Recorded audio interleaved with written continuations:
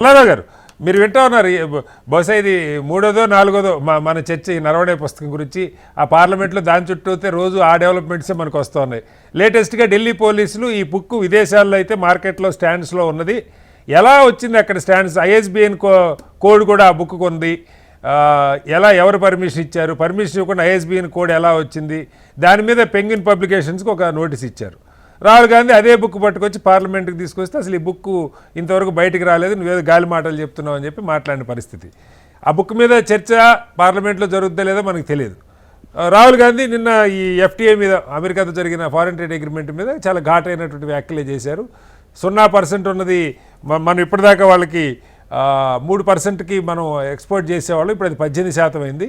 మొన్నటిదాకా మనం ఇంపోర్ట్ చేసుకుంటే అమెరికా నుంచి 16% ఉంది, ఆల్మోస్ట్ 0% చేస్తూ ఉన్నారు. టెక్స్టైల్ రంగం దెబ్బతింటుంది. ఇది ఇంత దారుణంగా ఎలా నిర్ణయాలు చేస్తున్నారు? మోడీ గారు మామూలుగా అయితే ఇలా ఒప్పుకోరు, ఆయన మీద విపరీతమైన ఒత్తిడి ఉంది, వాళ్ళ పార్టీ ఆర్థిక ప్రయోజనాల కోసం దేశాన్ని తాకట్టు పెట్టారని ఘాటైన వ్యాఖ్యలే చేశారు. ఆ కారణంగానేమో తెలియదు కానీ నిష్కాంత్ దుబే గారు ఇవాళ ఏకంగా ఈ సబ్స్టాంటివ్ మోషన్ అని చెప్పి రాహుల్ గాంధీ గారిని పూర్తిగా డిస్క్వాలిఫై చేయాలి, హౌస్ నుంచి ఆయన్ని ఎక్స్పెల్ చేయాలన్న ఒక తీర్మానాన్ని ప్రవేశపెట్టారు. ఏంటి మీకేమనిపిస్తుంది? ఢిల్లీలో వాతావరణం ఏం జరుగుతుంది?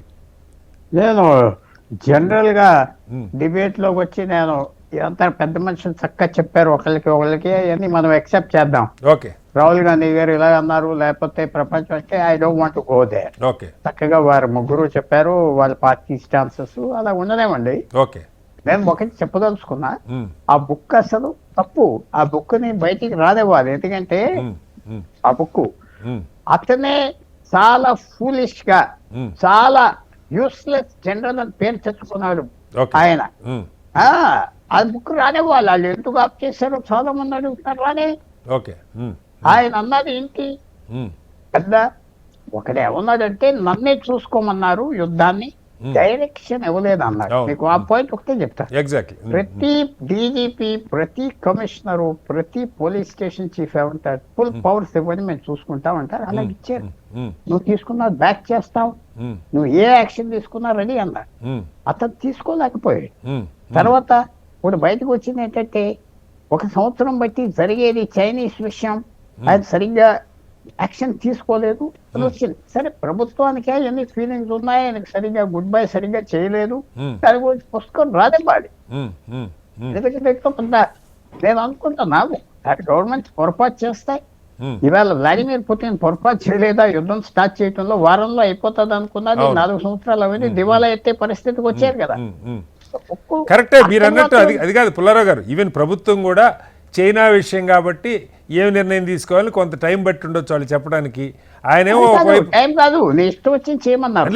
దానికి ఒక పాజ్ ఉంది, 2-3 గంటలు డిలే తర్వాత చెప్పారు అన్నది ఆయన ఆర్గ్యుమెంట్. డిలే కాకపోతే ఇది ఫాస్ట్ ఫుడ్ కాదు కదా. నేను అదే అంటున్నా, ఈ అంశాలు చర్చకు పెట్టి మాట్లాడితే గొడవ లేదు కదా. ఫుల్ పవర్స్ ఇచ్చారు, అది చాలా మంచిది. జనరల్స్ మీద, చీఫ్ మీద, వాళ్ళ మీద ఫుల్ అథారిటీ ఇచ్చారు. మన సింధూర్ కూడా అలాగే ఇచ్చారు. బ్యాక్ సీట్ డ్రైవింగ్ చేయట్లేదు, నువ్వు ఇష్టం వచ్చినా చేయండి, ఇది మన objective. So first point book రానివ్వాలి. బుక్ లో ఏమున్నది, పెద్ద ఏదో చిన్న ఇలాంటి విషయాలు వస్తే చదువుకో, అంతే అయిపోతుంది కదా.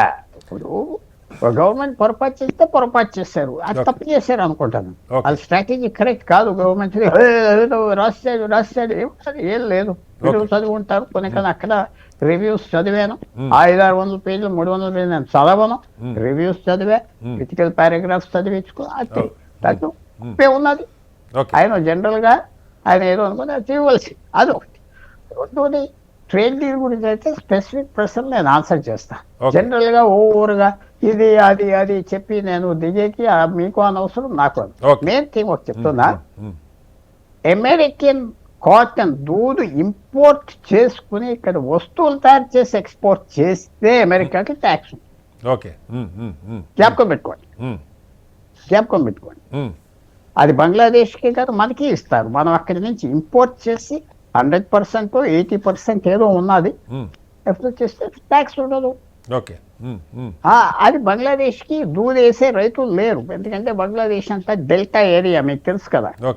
వాళ్ళు రైస్ తప్ప ఏం లేదు, ఫిష్ కల్చర్. అక్కడ లేబర్ చీప్ ఉంటుంది కాబట్టి అక్కడికి Never ఇంపోర్ట్ కాదు. చేసుకొని దూది లేదు, ఉమ్, అమెరికన్ దూది తీసుకొచ్చి తయారు చేసి పంపిస్తారు, దానికి 0%. మనం చేస్తే మనకి అది ఇస్తారు. ఓకే ఒకటి ఉమ్, ఆ పాయింట్. ఉమ్, రెండో పాయింట్, 3% నుంచి 15-18 పెరిగిందంటూ మరి అలా మాట్లాడటం కష్టం. ప్రపంచం అంతా డొనాల్డ్ ప్రెసిడెంట్ అవ్వాక ఉమ్, ప్రపంచం అంతా మినిమం 15% చేస్తానన్నాడు. ఏమన్నాడు? మినిమం. ఉమ్, ఒకే ఒక దేశానికి తగ్గించాడు. ఉమ్, ఏ దేశం? మీరు ఇంగ్లాండ్కి తగ్గించాడు. ఓకే ఎందుకంటే ఫస్ట్ తిన్నగా వెళ్ళిపోయాడు. 2 రోజుల్లో మనమంతా ఆంగ్లో అమెరికన్, మనకి ఎంతో 100 సంవత్సరాలు బట్టి సమస్య ఉన్నది, నువ్వు చాలా గొప్పోడివి, ఉమ్, అది బ్రిటిష్ 10%కి సరే. ఎక్కడ తప్పు? నేను తప్పు ఏమన్నా దీంట్లో ఉంటే అది బి కరెక్ట్. యా నా జ్ఞాపకం శక్తి అంటే అది ఒకటే కాదు సార్, చదివినానని మీరు చెప్తే స్పెసిఫిక్ గా ఒక అంశం అని కాదు. ఇప్పుడు ఆ, ఇంపోర్ట్స్ దాని ఇంకో పాయింట్, ఇంకో లాస్ట్ పాయింట్ చెప్తాను. ఇది చెప్పండి ఉమ్, ఈవేళ కన్సెషన్ ఇంకోటి వచ్చింది అమెరికా నుంచి. $500 బిలియన్ కొంటామని కమిట్మెంట్ ఇవ్వలేదు, ఉమ్, ఉమ్, కొనటానికి ప్రయత్నం చేస్తాం, ఉమ్, ఉమ్, అది వచ్చింది. ఉమ్, పప్పుల మీద దాని మీద అమెరికా నుంచి వచ్చేదాన్ని ట్యాక్స్లు తీయలేదు, భారతదేశం వేసుకోవచ్చు. ఈవేళ ఒక గంట క్రితం. అవును ఉమ్, ఉమ్, ఉమ్, సో ఎంత మనం చెప్పేది ఏంటంటే డీల్, ఉమ్, అద్భుతమైన డీల్. పర్ఫెక్ట్ డీల్ ఎక్కడ రాదు. పర్ఫెక్ట్ మ్యారేజెస్ ఎక్కడన్నా ఉన్నాయా Okay. అంటే సినిమాల్లో ఉన్నాయి.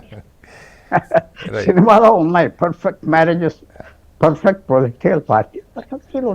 నేను అంటుంది అదే పుల్లారావు గారు. తర్వాత ఆపోజిషన్ డ్యూటీ కూడా, ఆపోజిషన్ డ్యూటీ ఉమ్, చాలా బాగా తప్పు చేసావు, నువ్వు తప్పు చేసావు, నువ్వు బాగా చేయలేదు అని అనాలి. ఓకే ఉమ్, అనాలి. అసలు దాంట్లో తప్పు కూడా లేదనుకుంటా, ఓకే తప్పు లేదనుకుంటా. ఇప్పుడు అలా అలా అన్నందుక సరే కొన్ని ఘాటైన వ్యాఖ్యలు రాహుల్ గాంధీ గారి వ్యాఖ్యలు ఉన్నాయి, మీకు సిగ్గు అనిపించట్లేదా ఇలా అది చేయడానికి?